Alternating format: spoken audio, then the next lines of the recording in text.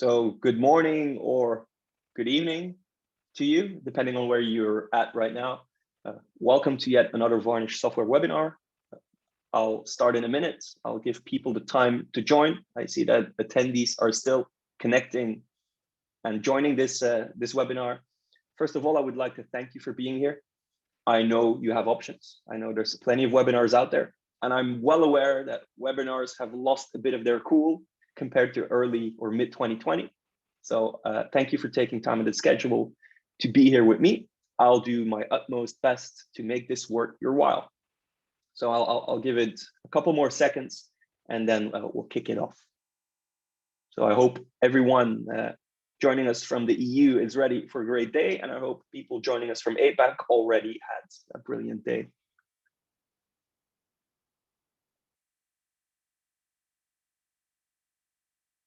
So with that being said, it's 10:32 where I'm at, so let's kick it off. This webinar will be about what happens when CDNs fail. And of course, it won't only be about the problem. I'll talk about potential solutions. And one solution that is the topic of this webinar is how to stay online when you use an origin shield, and more specifically, use Varnish as your origin shield. Hi, I'm Thijs. I'll be presenting it today. Thijs is exactly how you pronounce this. This might not be a name you know. I'm, for the record, a Dutch-speaking Belgian, but more importantly, I'm the tech evangelist here at Varnish Software. And I think most of you joining us here today are quite familiar with Varnish Software. For those of you who are new to this, Varnish Software is the company behind the very popular open source Varnish Cache software. But we also are the creators of the Varnish Enterprise software, which is the commercial version. So we are the reference, the company of all things Varnish.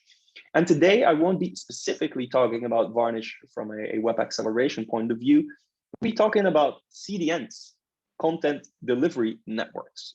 Again, you can't make assumptions. We cannot assume that everyone knows the ins and outs of a content delivery network. So let's break it down real quickly. A content delivery network, or a CDN, is just a bunch of caching servers like Varnish. And for the record, some CDNs actually use Varnish to build their to build their platform. And these caching servers are distributed across the world, hence the imagery you see on screen. And their goal is to cache pages and actually alleviate pressure from the origin system. And by doing this on a global scale, they actually tackle three specific problems. And these are the issues we're going to tackle today. Availability is one, of course. By using a CDN, you aim to keep your platform available, even if your origin is failing. That's what the caching does. But it does so with a promise of capacity. So in a lot of cases, when your origin goes down, it's not because there was a technical failure at the hardware level or at the software level. It's often because of capacity. The internet has become global and everyone can attract global audiences. So if the need for capacity increases, let's say you run a very successful marketing campaign and all of a sudden hundreds of thousands of people are accessing your platform, CDNs ensure that these capacity needs can be met. And I'm not talking just about having enough servers with caching machines on it. I'm actually talking about, and that's the priority for a CDN, about having enough network capacity to deal with this, because a single machine can only handle so many incoming requests and has so many incoming bandwidth that it can process. So by distributing it geographically, you're actually spreading it out and taking advantage of their network to be able to serve tens of thousands, hundreds of thousands, maybe even millions of concurrent requests. The fact that they're spread out geographically also tackles the latency issue. The CDNs aren't necessarily close to where your origin application is. They're close to where your users are.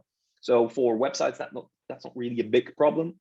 But for technology that's very sensitive to latency, let's take online video, for example, which represents 80% of content of the internet to date.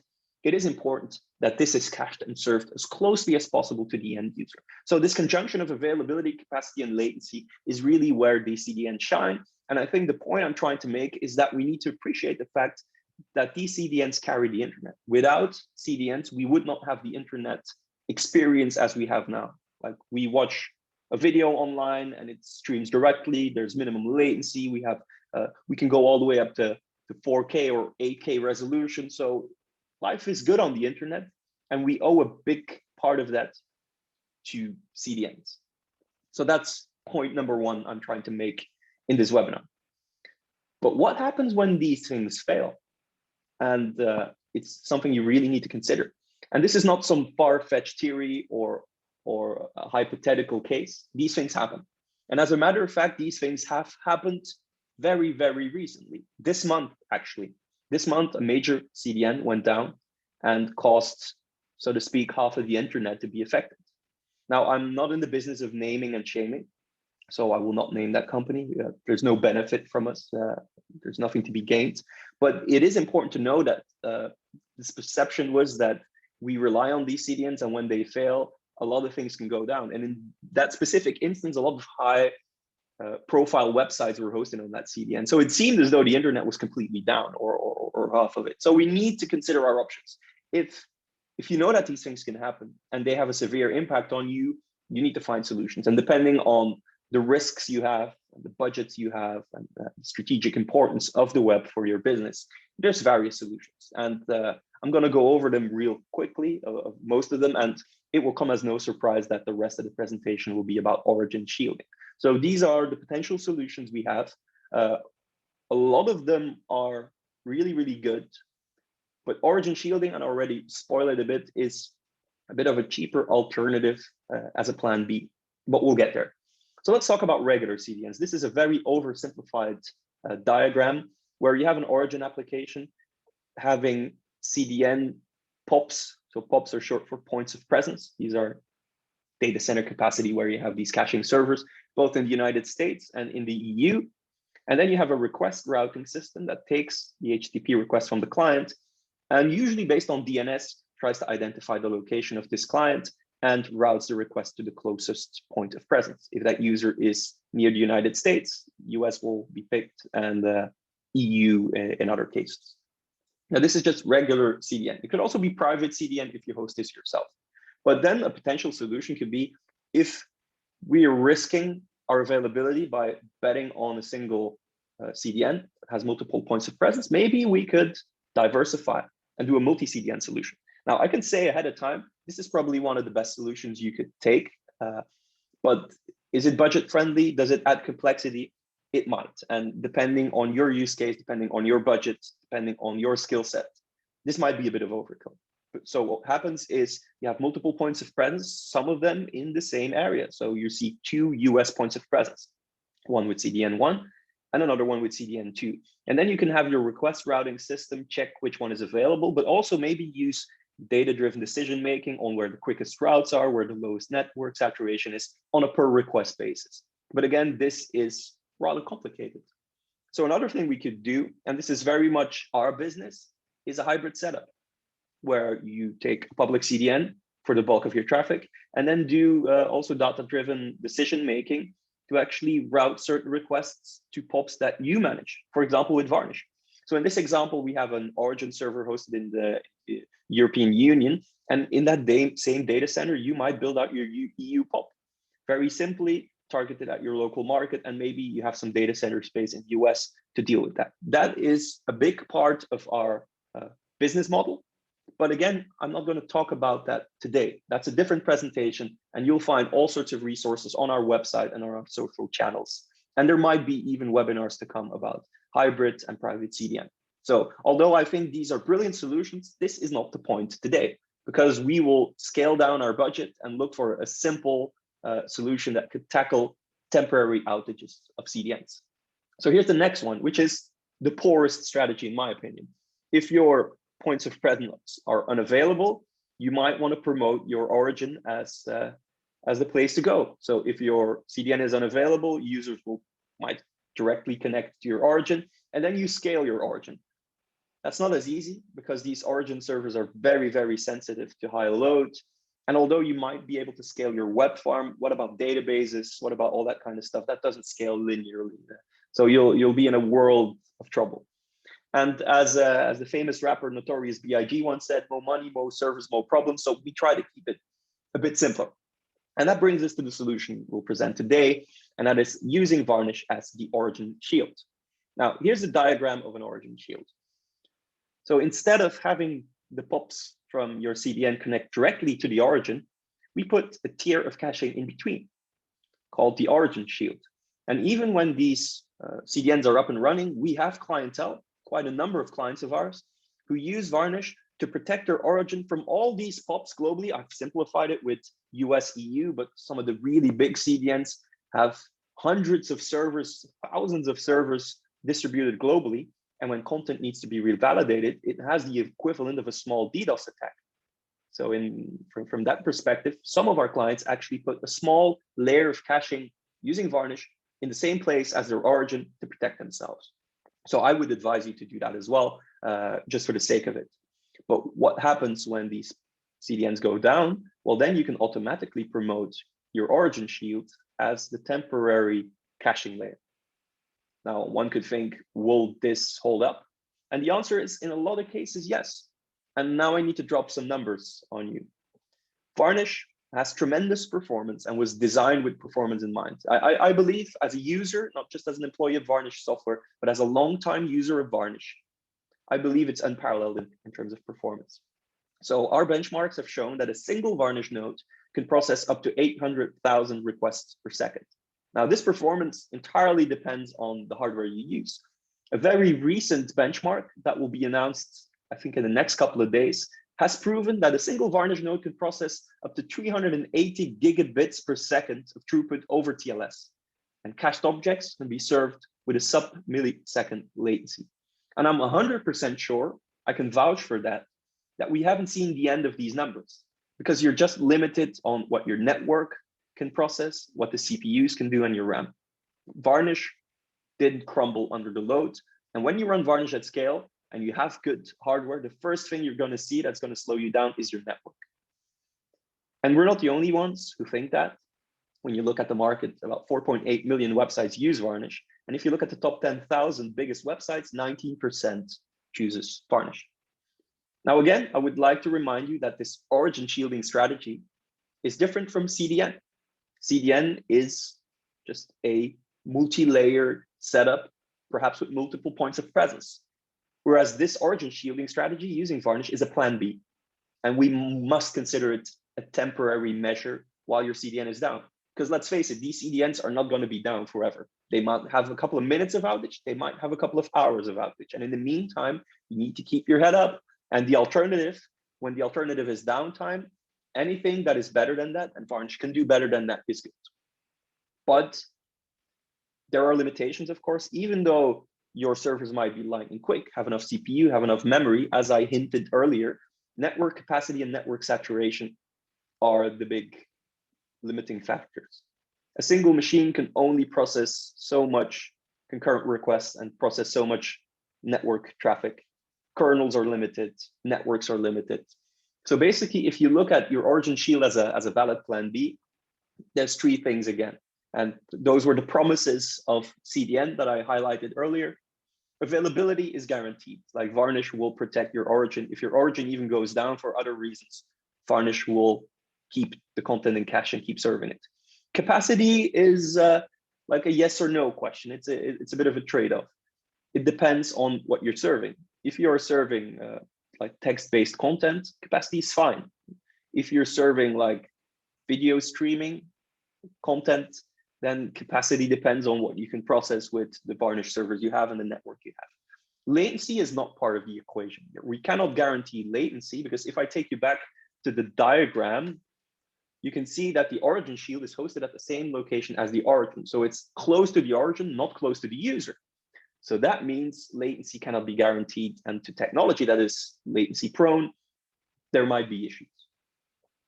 So if we turn this into actual domains of application, websites would survive, because this is just text-based content.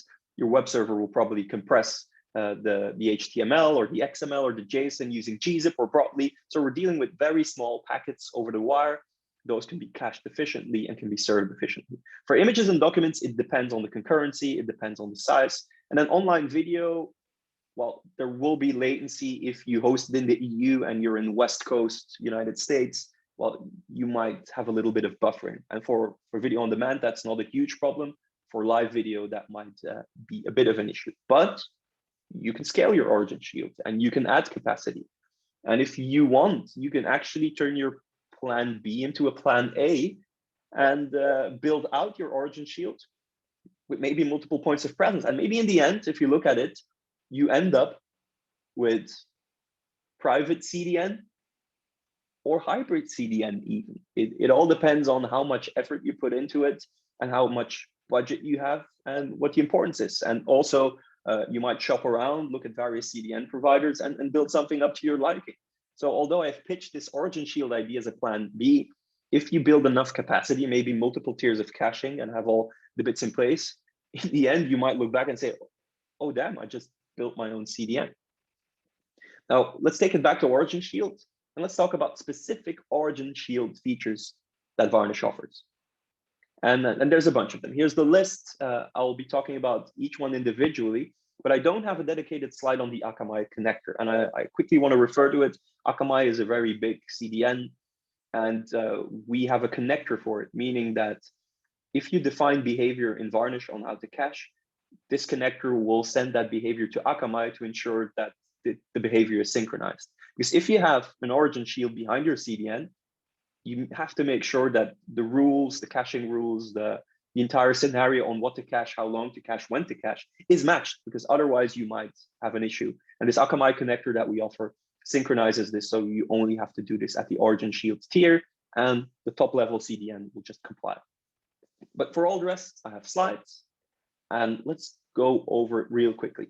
A really important feature in terms of origin shielding is request coalescing. So what we try to do is protect the origin from excessive load. And imagine that you have thousands, maybe even tens of thousands of people all connecting to your origin shield at the same time, trying to fetch data that is not in cache. So what will usually happening is the thundering herd problem, where everyone will go through Varnish, and Varnish would, or any other caching technology would connect to the origin, and the origin would be overwhelmed with cache misses. In Varnish, that doesn't happen, because Varnish has request coalescing, which identifies requests for the same non-cached content, and it queues them in parallel. Everyone's in the queue, and a single origin request happens. And as soon as the first bytes of this origin response comes back, of course, Varnish will stream these bytes into memory, but at the same time, satisfy every single queued user client at the same time. Meaning that there's no head of line blocking. It's not like you're third in line and you have to wait until the first one is satisfied. No, this happens in parallel at tremendous concurrency. And this is one of the main reasons why, even if you have stuff that performs cache misses and you have like thousands of people at the same time, the origin will not budge. It won't feel a thing because a single request per resource is sent. So that's an important one. Another interesting feature is grace mode, which means serving stale content while revalidating content asynchronously with the origin. So let's break this down quite quickly. Imagine that you have an object in cache that is allowed to be cached for an hour. That hour has expired. So again, you would be dealing with request coalescing. A bunch of people fetching content that has expired. It needs to be revalidated from the origin. You have to wait a bit. In this case, when grace mode is set, you can serve content, stale content past its TTL, while Varnish is asynchronously fetching the new stuff. And it can be defined, let's say that you can go, by default, it's 10 seconds. You can go 10 seconds past the TTL. For the next 10 seconds, when people fetch it, they'll get the old content up until the point that the new content is fetched. But usually content is fetched in milliseconds. So usually it won't take that long before the next request gets the updated content. So that helps quite a bit. And that's our implementation of stale while revalidate, which is a uniformist standard. It's a convention. But we also offer stale if error. And if you read between the lines, it is similar. We serve stale content, but only if errors occur. So here's some VCL. Now, for those of you who don't know, VCL is Varnish configuration language. It is the domain-specific programming language that we offer to tune the behavior of Varnish. This is where you define caching behavior. And it is used not in a top-down style of programming. Although you see the curly braces, it might remind you of C, it might remind you of PHP or other languages. But what this does is extends behavior by hooking into specific subroutines. So the first one is a custom one, stale if error. That's a custom defined subroutine that will call from either backend response or backend error. Backend response means something wasn't stored in cache. You had to fetch it from the origin. And at the point of VCL backend response, the origin has responded. So what we do is we ensure that before we store the object in cache, we bump the keep time. So keep time means keeping the object around longer than necessary. So even if it's expired, it will be considered expired. If there's grace, the grace will be used. And if that has passed, it will need to revalidate itself synchronously, but the object is still there. And what we can do then by calling stale if error is checking what kind of status code we got from the backend. So if the backend responds with a 500 style backend code, so 500 is internal server error, could have a 502 for bad gateway, could have a 503 for backend unavailable. When we spot this range of errors due to the bres.status, and we have a stale object, we won't serve any errors. What we will do is we'll revive the object and reset the TTL. We'll reset the TTL to 20 minutes, we'll add an hour of grace mode, and we immediately deliver the object and abandon any other logic. So to the user, even though the origin might have exploded, maybe your data center racks have melted due to fire, the end user won't see it because we serve it from cache. The same thing happens when the backend doesn't respond with a 500, but we weren't able to connect to the backend. Then we do the same. So this is yet another mechanism to protect the origin or to give the impression that everything's fine, even if the origin is in big trouble. And there's more to it. Like we in Varnish Enterprise have a feature called MSE, which is short for Massive Storage Engine. And it's a sort of best of both worlds solution where we combine memory and disk. Now, this is not normal disk. And before we talk about the persistence aspect, I want to highlight this text balloon I mentioned there, the memory governor. And the memory governor is a system that automatically sets the size of your cache based on the available memory on the server. Usually in Varnish, you have to pre-allocate the memory to the size of the cache. Like out of the box, when you start Varnish, without any customization, you have 256 megabytes of cache, which isn't all that much, but it's a conservative value. You can boost that to gigabytes, like 2 gigabytes, but by setting this file, this massive storage engine configuration file to auto, 80% of your memory is allocated. So in that respect, you try to get the best hit rate as possible, also to protect the origin. You'll have more hits. And on top of that, and this is what this slide is about, you have a persistent layer. And persistence on disk usually has a bad reputation when it comes to caching, because we all know the disk is slow or considered slow, and files, like a large collection of files, will slow you down because you have to open the files, you have to close the files, you have to go through directory listings, you have to traverse through directories. That is not a good solution. But as you can see here, we're pre-allocating the files. So these files are stored in var-lib MSE stores. Then you have disk 1 and disk 2. And these disks are a terabyte in size, perhaps, and the entire size of the disk is allocated to that one file. And that one file will contain the objects. So even though you only have, let's say, 10 gigabytes of memory in the server, you might still have a terabyte of secondary caching. And that is streamed through by Varnish, so it's lightning quick.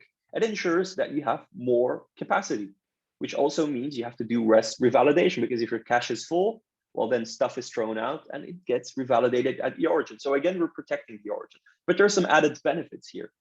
One of which is, of course, I mentioned more objects in cache, that these files can be used to recover from a failure. So let's say one of your Varnish servers has a network card error or a CPU error or a kernel panic, and you have to reboot. When these files are there, either because the storage mechanism is there or you recovered them from a backup, you'll have a hot cache, meaning that you don't have to access the origin. Again, your origin is protected.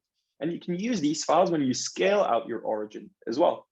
So what you can do then is boot new machines to add capacity to your origin shielding tier and use those files to make sure that the cache is hot when you start it. So that's the power of the massive storage engine, or MSE as we call it. And then there's this one other option, which is geo-related blocking. It doesn't sound very optimistic. It doesn't sound very nice. But imagine, like I live in Belgium, I'm a Belgian. So imagine that I'm dealing with a platform that is hosted in Belgium. My CDN has just gone down. And I know that like 80% of my traffic comes from Belgium. The network connectivity is good, all is nice. And to protect my origin, I could also decide from a network point of view to block any traffic that is not located in Belgium. It's a trade-off. It's better to have like 80% of your traffic up than 100% down. So it is possible to identify it using the MaxMind geolocation database, what the location of an IP address is, and then decide not to show content temporarily to protect your origin. So these are all potential strategies. But now, ladies and gentlemen, we're almost a half an hour into it. It's time to show a demo. I have a quick demo prepared on how to perform origin shielding. It doesn't have all the bells and whistles that I showed you. It's just a simple concept. And I think the simplicity you will appreciate. So let's put away those slides. We'll get back to them at the end. And I hope you can see this. If not, give me a shout in the chat. This is our application that we want to serve. Now, if you look at the URL here, let's also boost the font size a bit. It's origin.diy-cdnvarnishsoftware.com. It's not www. We'll get to the www in a bit. This is a basic application that serves a background, an image. There's a bit of CSS, a bit of JavaScript. There's this text. And every time I refresh the page, it's a trick I usually apply, is you see this counter increase. What does that mean? What does this imply? That the page is not served from cache. It is served from the origin. If it were cached, the timer wouldn't update. And then obviously I didn't discuss this really big black box with a play button. This is a video player. This is HLS, HTTP live streaming, a self-hosted video streaming system. When I press play, you will see a video pop up hosted from the EU. There might be issues with the fluidity of the video where you're at, because we're using Zoom here. So the frame rate might not do it justice, but this is full HD 1080p video content served via HLS, and this needs to be accelerated as well. I'm going to show you the page source so that you know what is going on. Here we are. So I'm loading a CSS file. I'm loading a logo. In that CSS file, we're loading, in the inline CSS, we're loading the background. And the video is hosted by a video tag. And the source of it, in the source tag, comes from an M3U8 file. So when I click this, it downloads it now, which is a bit of a pity, but I can show you here when I inspect and use my network tab. So when we load the page, we have a bunch of resources being loaded, but one of which is, I need to figure it out now, is that M3U8 file. And that's nothing more. It's a playlist format with all the video streaming files we need. So we're not going to load a complete MP4 file. We're going to chop it up in bits and pieces, like anime 0033, 34. It starts at 0 and it goes all the way up to 400 every couple of seconds. And if we go to the top, the target duration is 3 seconds. So every 3 seconds, a new file gets loaded.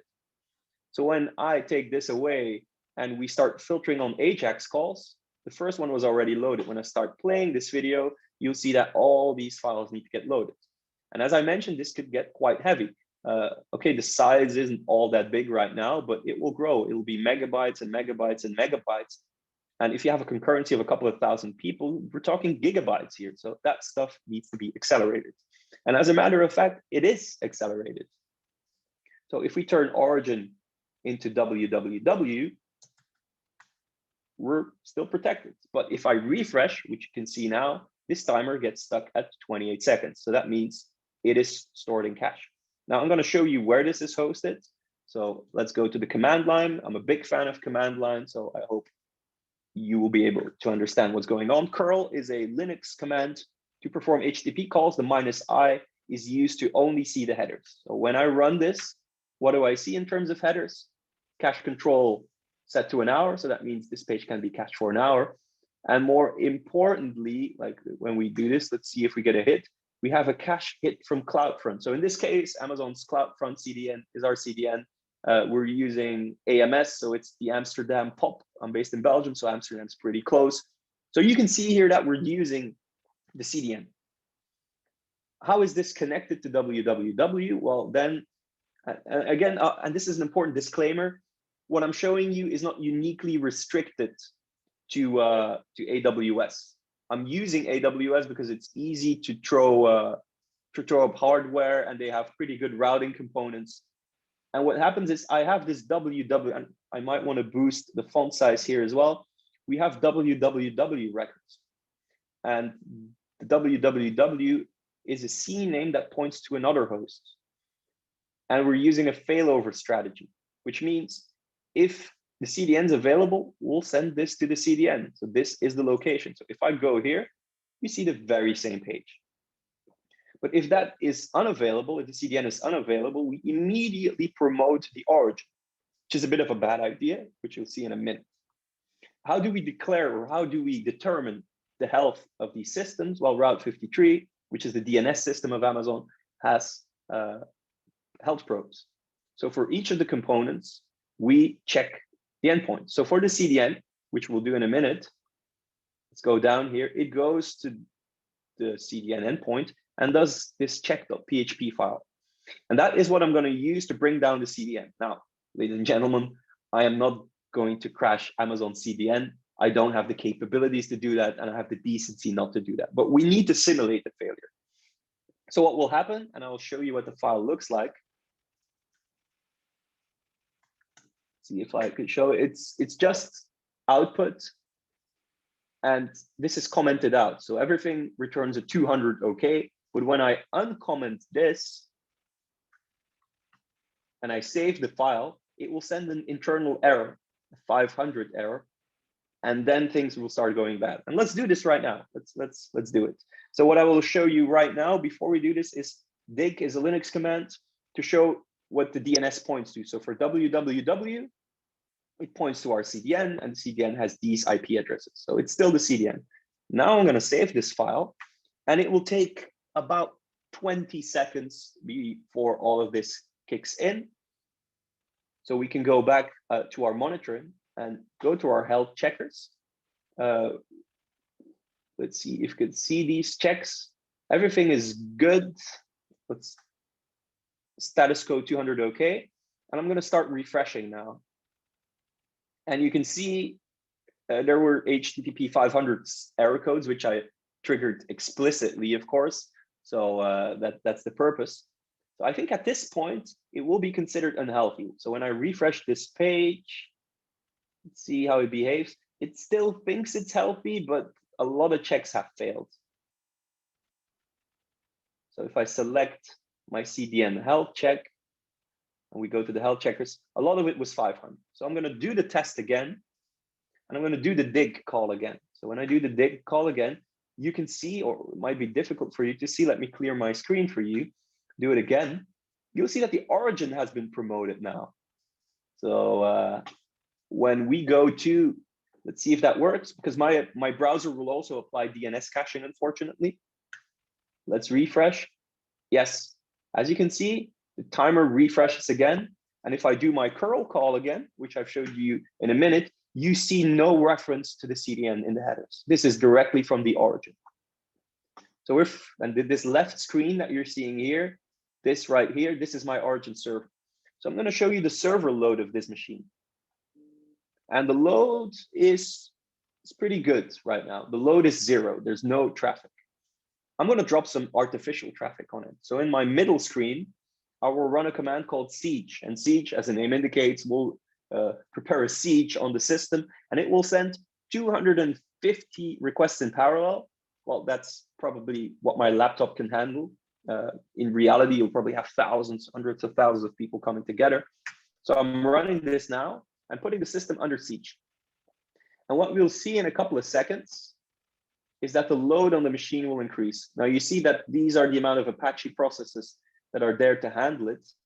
But now you see that it's rapidly increasing, and the load has become 7. So that's unhealthy. The system is under heavy attack. The CPU is spiking at times. So this is not very healthy. This is not what you want. And this kind of traffic pattern at larger scale is exactly what's going to bring you down. So what we'll do is put Varnish in the mix. And that's where I have 3 windows here. That's where this one comes into play. This is my Varnish server. I installed it via, there's various ways of installing it, depending on what kind of Varnish you use. If you're using open source, if you're using enterprise. Since this is Amazon, I'm using our images, our machine images, which are available through the marketplace. So this is an easy and cheap way to play around with Varnish Enterprise. The thing I want to show you is the VCL file, nothing more than that. This is stock Varnish. So what I'm doing here is I'm defining a backend. So I'm connecting to the origin. And after that, it's on port 80 and the health of it is checked via this health check, which probes the endpoint. So what we're going to do now is we're going to go back to Route 53 and we're going to change our strategy. We're changing www, we're editing this and turning origin into shield because we're going to connect through the origin shield, do the health check on the shield and save that. It'll take about 20 seconds for it to kick in. And because the CDN is still unavailable, the shield will come up and protect us. So here's me keeping my fingers crossed that the DNS caching won't be too long. So I'll do the dig again. And yes, we have the shield. The shield is in play. So we'll keep an eye on the load, which is quite low here. And we'll keep an eye on the load on the other system as well. So I'm going to run top again, see if we can have some better screen real estate. Here we go. So the load is very low on Varnish, 0. And again, we'll run that siege call. We'll do siege again. And let's have a look at how our origin is performing. The load is very low and still all is good. And the load on Varnish is extremely low, but that doesn't mean it's not doing anything. It could just handle it so well. So what I'll do now is I'll run this command, varnish stat. And that varnish stat command I will use to show what's going on. As you can see, maybe I should bump this again. I will highlight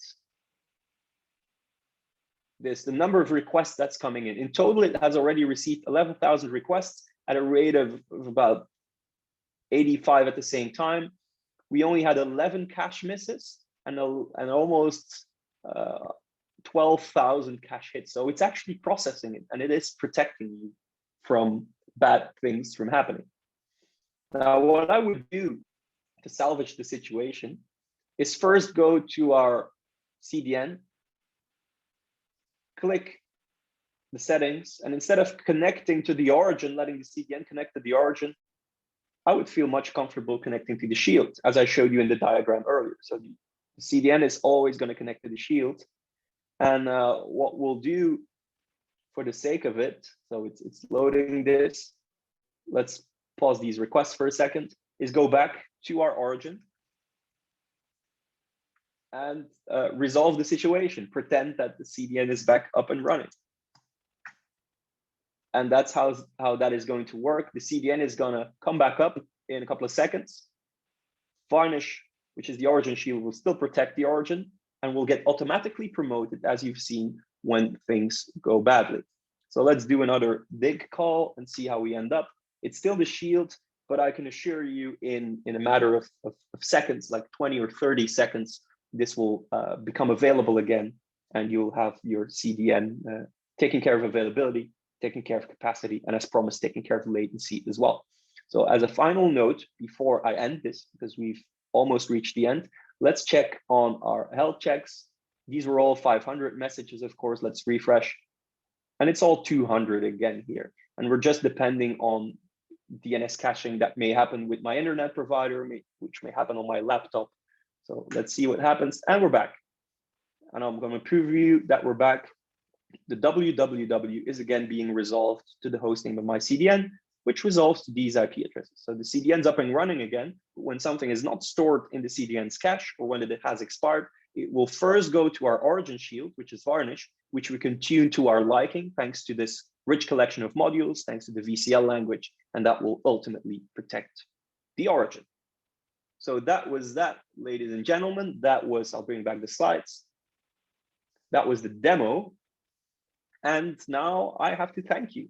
I have to thank you for being here. Of course, this is not entirely the end. I'll give you the opportunity to ask questions.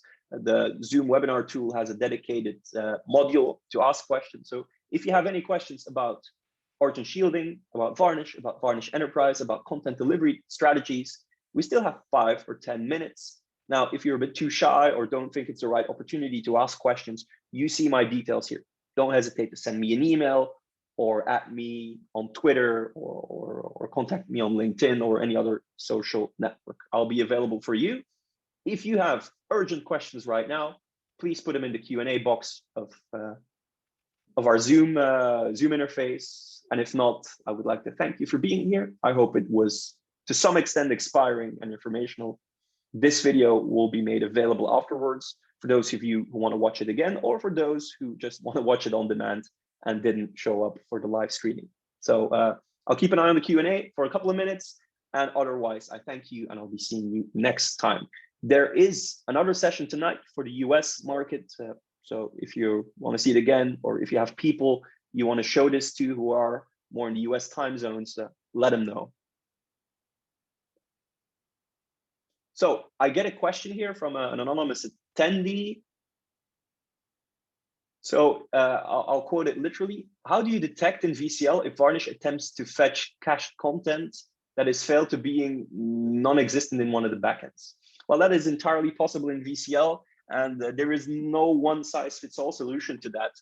But first of all, the user specified that fetching cached content fails. Well, usually if content ends up in the cache, there is no need to connect to the backend. But if the cached content has expired and it needs to be revalidated and it's not available in the backend, VCL has the options to do so.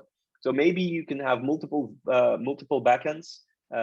If one fails, let's say the content is not existing on one backend, so it might return an HTTP 404. Well, in that case, you can spot the 404. You can check in VCL if the backend response .status code equals 404, then you might want to restart that request and send it to another backend, or maybe send it to the same backend if you think it was a glitch.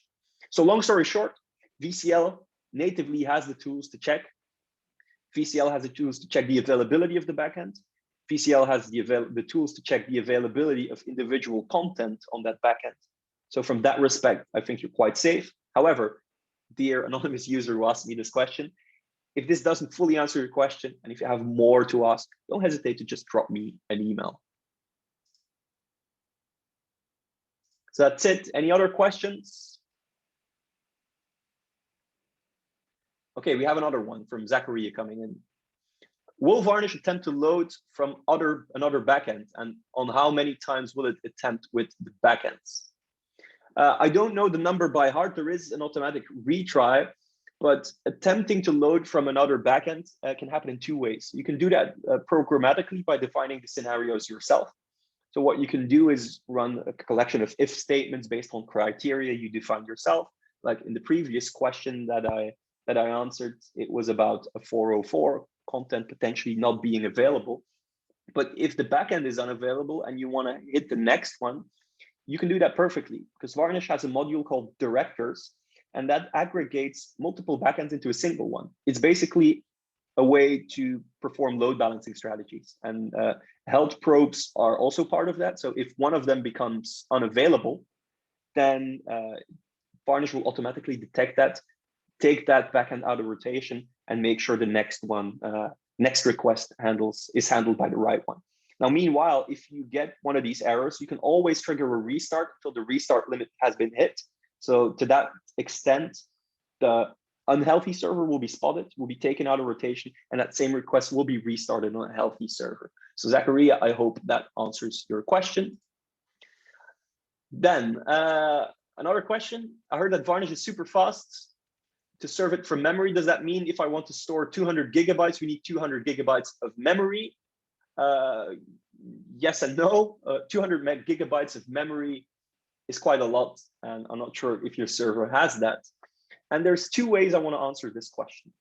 Number one is how bad are your misses? That's a really good quote that I heard a couple of months ago. It's not always about the hit rate, it's about how good your misses are. So let's say you have 8 gigabytes of RAM in your system and the cache is full. So it needs to throw stuff out and revalidate at the origin level. What's the penalty of doing that every now and then? If the penalty is low, and if you can deal with some misses, well, then you're fine. Another thing you need to think of that 200 gigabytes of content, how much of it is hot content and how much of it is like long tail content that is hardly watched? If of that 200 gigabytes of stuff you have in cache, only 10 gigabytes is used very frequently, well, in that case, you only need to assign that amount of memory, knowing that the rest will be served from the origin. If that is unacceptable and you do want to store 200 gigabytes in cache, then you might want to consider the massive storage engine. And that's a very popular Varnish Enterprise feature that is used by people who build CDNs or platforms that have to host large volumes of data. And I've shown you the slide. You can set your memory sizing to automatic, so it will assign by default 80% of memory, and all the rest will fall back on disk-based caching, which is not as slow as you think because we've highly optimized it. If you run it on NVMe SSDs, the performance penalty will be little, and you can host terabytes of data from disk in conjunction with memory. So I hope that answers the question. So I won't take any more of your time. It's 1/4 the hour. If you have any more questions, don't hesitate to ask anyone from us or email me or at me on LinkedIn or other social media. With that being said, thank you for being part of it. I had a good time. Hope that applies to you as well. I'll be back tonight with a US session, and I'll be back with plenty more content. Thanks for being part of this. See you next time.